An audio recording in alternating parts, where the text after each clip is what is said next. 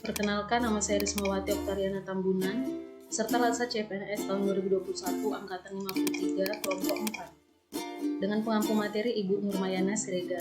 Di sini saya akan mempresentasikan etika publik dan komitmen mutu dengan menggunakan mind mapping. Dapat dilihat mind mapping etika publik pada gambar ini.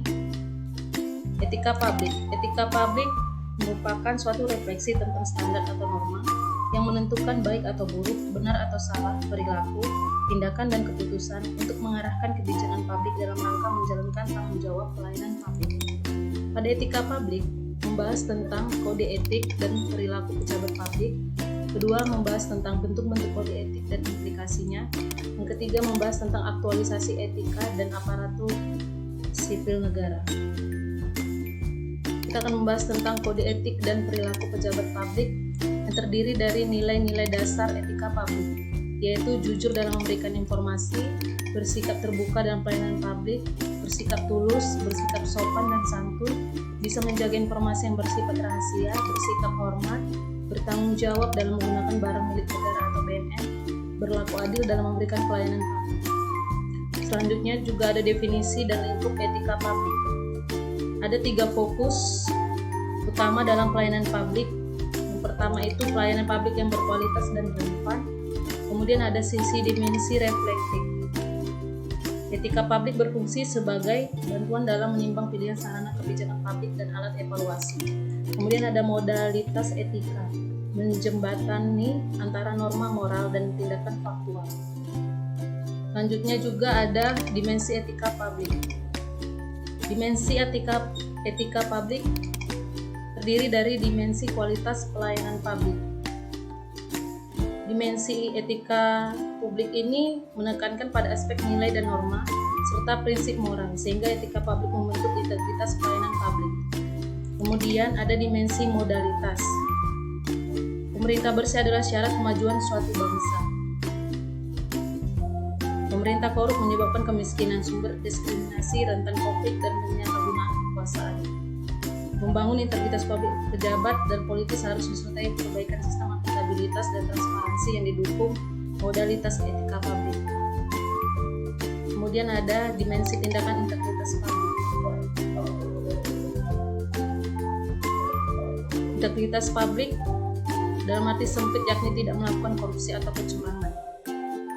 Selanjutnya ada tuntutan etika publik dan kompetensi. Di sini membutuhkan kompetensi teknik dan leadership dan etika untuk mewujudkan pelayanan publik yang profesional.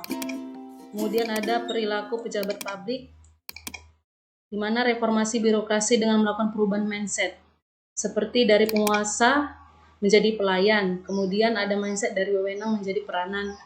Terus yang ketiga, adanya mindset amanah pertanggungjawaban bukan hanya di dunia, tapi di akhirat. Materi selanjutnya kita bahas tentang bentuk-bentuk kode etik dan implikasinya.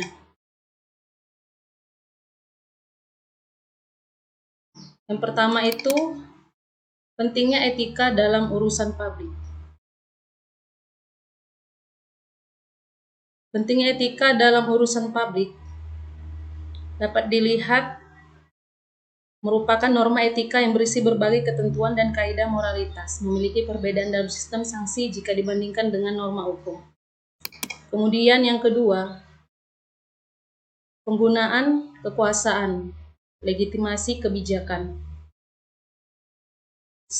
Setiap jabatan dalam organisasi publik mengandung implikasi kekuasaan. Kekuasaan itu dimiliki oleh setiap pejabat di dalam setiap jenjang organisasi. Kemudian ada konflik kepentingan. Konflik kepentingan di samping penggunaan kekuasaan yang harus sejalan dengan norma etika, kaidah pokok lain yang seringkali disebutkan dalam pedoman kode etik universal adalah kesadaran bagi setiap pegawai pemerintah untuk menghindari adanya konflik kepentingan dalam pelaksanaan tugasnya. Kemudian ada sumber kode etik bagi aparatur sipil negara.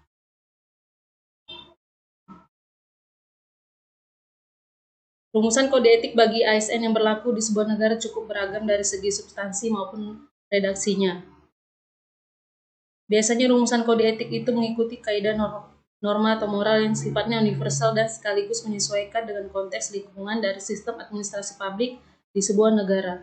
Oleh sebab itu, di samping mengetahui rujukan dari peraturan mengenai kode etik di Indonesia, para calon PNS sebaiknya juga memahami prinsip-prinsip universal yang berlaku dalam mekanisme pelayanan publik. Kemudian, implikasi kode etik dalam pelayanan publik.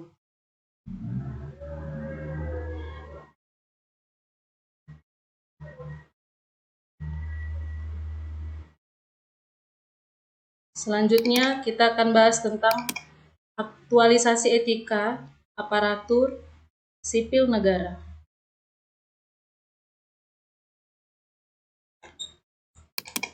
Di sini dibahas tentang pemanfaatan sumber daya publik.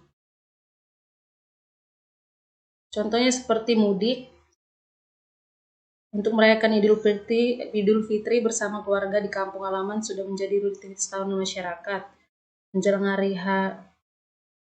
Namun Menteri Dalam Negeri menegaskan bahwa mobil dinas tidak boleh digunakan untuk mudik karena barang milik negara hanya dapat dipergunakan untuk aktivitas saat kerja saja. Kemudian absen sidik jari. Sejumlah PNS di lingkungan kerja wajib melakukan absen sidik jari. Kemudian penerimaan tenaga honorer. Setiap instansi pemerintah memberikan kesempatan kepada tenaga honorer. Kemudian lanjut pemberian hadiah atau cenderamata, sebuah penghargaan kepada PNS yang memiliki kualitas kinerja yang baik. Kemudian konflik kepentingan dalam pengadaan. Inilah penjelasan untuk etika publik. Selanjutnya saya akan membahas materi tentang komitmen mutu. Komitmen mutu membahas tentang konsepsi dasar, yang kedua membahas tentang nilai dasar komitmen mutu, yang ketiga membahas tentang pendekatan inovasi, yang keempat membahas tentang membangun komitmen, dan yang kelima membahas tentang berpikir kreatif. Baiklah, pada konsepsi dasar membahas tentang konsep efektivitas dan efisiensi. Efektivitas di sini dimaksud untuk mencapai tujuan yang ditetapkan. Untuk konsep efisiensinya dimaksud untuk jumlah sumber daya yang digunakan untuk mencapai tujuan. Konsepsi dasar yang kedua yaitu konsep inovasi, yang merujuk pada perubahan pada aspek fisik dari mutu produk yang dihasilkan dan menyentuh aspek mutu pelayanan pada pelayanan publik. Komitmen mutu juga memiliki nilai dasar. Yang pertama itu efektif. Efektif di sini dimaksud upaya peningkatan ketercapaian target yang telah ditetapkan. Yang kedua itu efisien. Upaya peningkatan ketetapan penggunaan sumber daya. Ketepatan penggunaan sumber daya. Kemudian ada inovatif, upaya menemukan cara baru dalam peningkatan nilai tambah atau kemanfaatan. Lalu mutu, upaya untuk menyesuaikan kondisi dinamis yang berkaitan dengan produk, jasa, manusia, proses, dan lingkungan. Kemudian adaptif, perubahan pola kerja yang lebih baik guna memenuhi tuntutan perubahan lingkungan kerja. Kemudian responsif, membantu pelayanan masyarakat dengan menyediakan layanan yang cepat. Dan yang terakhir perbaikan, upaya perbaikan berkelanjutan atas cara kerja atau pelayanan sebelumnya. Kemudian pendekatan inovasi, membahas tentang mengidentifikasi tahapan pendekatan inovatif, kemudian mendeskripsikan implementasi pendekatan inovatif, kemudian menganalisis berbagai upaya untuk meningkatkan produktivitas, dan memberikan contoh alternatif solusi untuk meningkatkan produktivitas kinerja. Kemudian komitmen itu juga membahas tentang membangun komitmen melalui mengobservasi, mengidentifikasi dan mendeskripsikan fenomena empirik secara faktual terkait mutu kinerja. Kemudian memberikan penilaian objektif terkait tingkat tanggung jawab Ketiga, mendeskripsikan tindakan kreatif yang dapat diwujudkan. Keempat, menganalisis kendala terkait belum terwujudnya kreativitas kerja.